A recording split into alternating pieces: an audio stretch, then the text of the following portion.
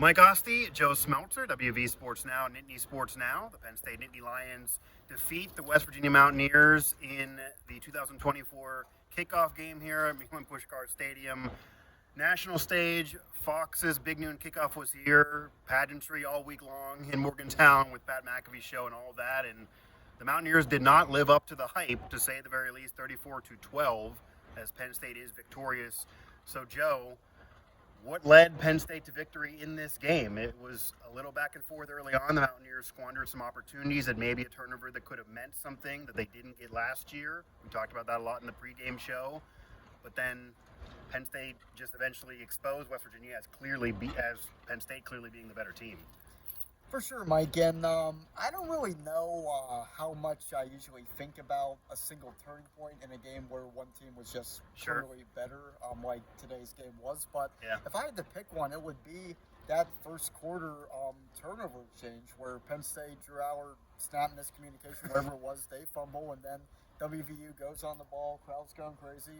They fumble too, very first play. So before Penn State, right after it too, like you didn't even get a chance to breathe and say, okay, momentum's on West Virginia's side. Yeah, and Penn State doesn't have time to think like, okay, we hate turning it over. We preach ball security. We're in a right environment. Like maybe this is what starts a bad day for us. But Penn State just gets a turnover right after that. And even though they didn't cash in on that first drive, and it took the offense a little bit, I would say, to get going. I would say that from that moment, I didn't really sense an upset after that. Yeah, it did feel like the vibe just wasn't there after that because West Virginia just did not take advantage. It was almost more important the Mountaineers took advantage regardless of what Penn State did. And obviously turning it back over right to the next play is the exact opposite of doing that. And another moment, Cole Taylor didn't come up with what could have been a long reception. He did get one later, but that could have been a long drive for the Mountaineers. It took them so long to get a long drive going, even with the field goals. They do go for it. I actually will say to West Virginia fans, I did kind of like the early aggressiveness of Neil Brown. He was heavily criticized in the past, namely the backcourt brawl. I'm sure you're aware of in 2022. Pitt fans, West Virginia fans all pointed to that moment. He didn't go for it. He was too cautious. He was a little different Brown. He was aggressive. He was willing to go for it a couple times early in this game. But if you don't convert, what does it matter? So they weren't able to really get enough momentum going here early in the game, and then it just again unraveled from there. Smeltzer, Mike Asti here as we're recapping West Virginia's loss to Penn State and Penn State's victory in Week 1 of the 2024 season. The Mountaineer offense never really got going. Maybe in the fourth quarter, but it never really got going, and it just was out of sorts. Brown talked about they didn't look like they did in practice. This veteran group, it shouldn't be like that. So that's kind of obvious as that takeaway.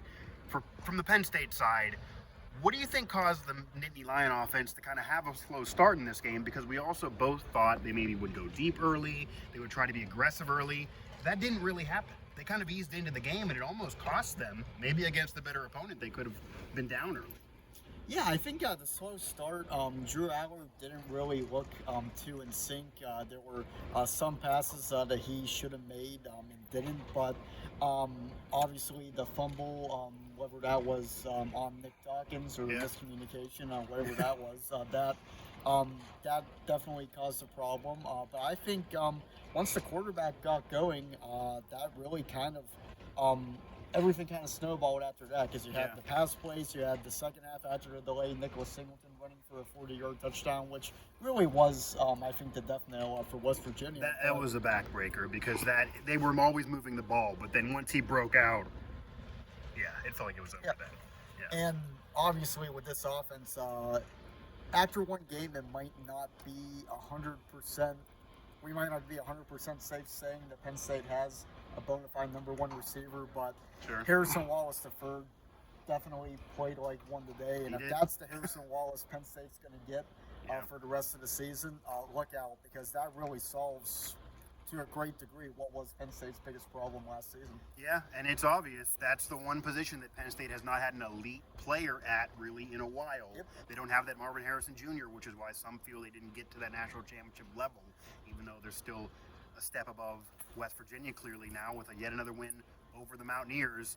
Now you cover Penn State. I'll give you West Virginia's after you go here, but what's something that you learned about the Nittany Lions in this game? They did win. They did win comfortably. The score is similar to last year, but they didn't play as well early in the game. Their expectations are to finally beat Ohio State, to get in the playoff. They haven't been in, but now there's a 12-team playoff, etc. Do you feel like it's an optimistic view on the Nittany Lions, or are there still things to say, okay, West Virginia was just so bad in this game, maybe they weren't ready for it. If you were playing Ohio State, this might have went differently, and there's still things to improve upon for the Nittany Lions. What do you take away from it? Yeah, I think my big takeaway is this Andy Kittle-Nicky's offense. This is going to be fun. This is going to be a lot of fun to watch. And I know fun doesn't always win football games, but that's an important component of really the whole vibe around this team, because last season, even when Penn State was winning and winning big in most cases, it didn't really feel like an exciting offense to watch. It felt like, a lot of conservative play calling, a lot of dink and dunk passes, a lot of running the football, which is fine, but it didn't really electrify the fan base. I think this offense with Andy Kittle-Nicky, we didn't really know what we'd see week one. We thought maybe there'd be a lot of problems the whole first half, or whatever problems there were figured out early, and we saw a lot more of Bo Quibula than we saw, I think, at any point last season. We saw Harrison Wallace go off. We saw great play designs, which led to explosive plays. That 50-yard touchdown pass from Adler to Harrison Wallace, that wasn't, a throw it deep situation. That was just a cleverly designed play that ended up going for a big gain. And Kittle-Nicky said earlier, I think this was during fall camp, that just explosive plays don't necessarily mean just throwing the bomb and seeing what happens. It's a lot of play designs, and play designs that are well thought out and well executed. Those could go for big plays as well. And I think that 50-yard touchdown is probably the one play that sticks out to me, because that was just a great job by the quarterback, receiver, and offensive coordinator kind of working in harmony. And it's a different Penn State offense this year, a little different. It can mirror kind of what Kansas did a little bit, and that makes sense, but maybe more of a dimension that also can help Penn State be more exciting and get to that next level. And from the West Virginia perspective, obviously, the wide receivers heavily disappointed in this game. Multiple big conference transfers, key drops in this game didn't help Green, but Garrett Green did not look nearly good enough to be a Big 12 championship quarterback, to even get close to what PFF's been saying about his grades and his future potential at the NFL. Certainly didn't look like an NFL quarterback. A lot more is needed from Garrett Green. And talking about decision-making, knowing when to scramble, I thought there were plays that he actually could have scrambled, used his legs. He's still a dual threat, even though he needs to obviously be better through the air and be more accurate. That was a big theme of the offseason. But it was kind of the bad of Garrett Green, where there were some yards, there were some attempts at big plays, but they missed them. He didn't scramble enough. He really wasn't a threat as a dual threat, and the accuracy wasn't there. Again, the miscues, even with the snaps, he put that on himself, said that was him, that wasn't Brandon Yates. So they missed Frazier, but maybe not from those snaps. Maybe that was a Garrett Green issue. Garrett Green, number one. They need a lot of things to be better. A lot of things were exposed in this game.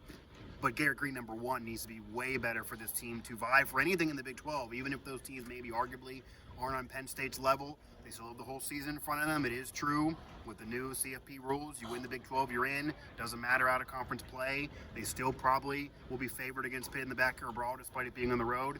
But none of that matters if this is the Garrett Green. And it is disappointing with all the hype going into this game that the veteran players, as Neil Brown put it, disappointed him the most, because the veteran players weren't at the top of their game. Even Cole Taylor early in this game.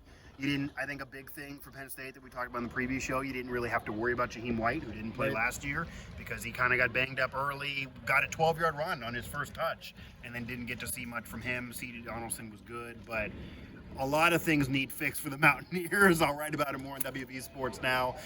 Instant reaction, a lot needs change, a lot needs fixed. The sky is not fully falling based on the current rules, and it's very possible, like last year, they didn't look great against Penn State, but they ended up winning 9 games in a bowl. It could happen again.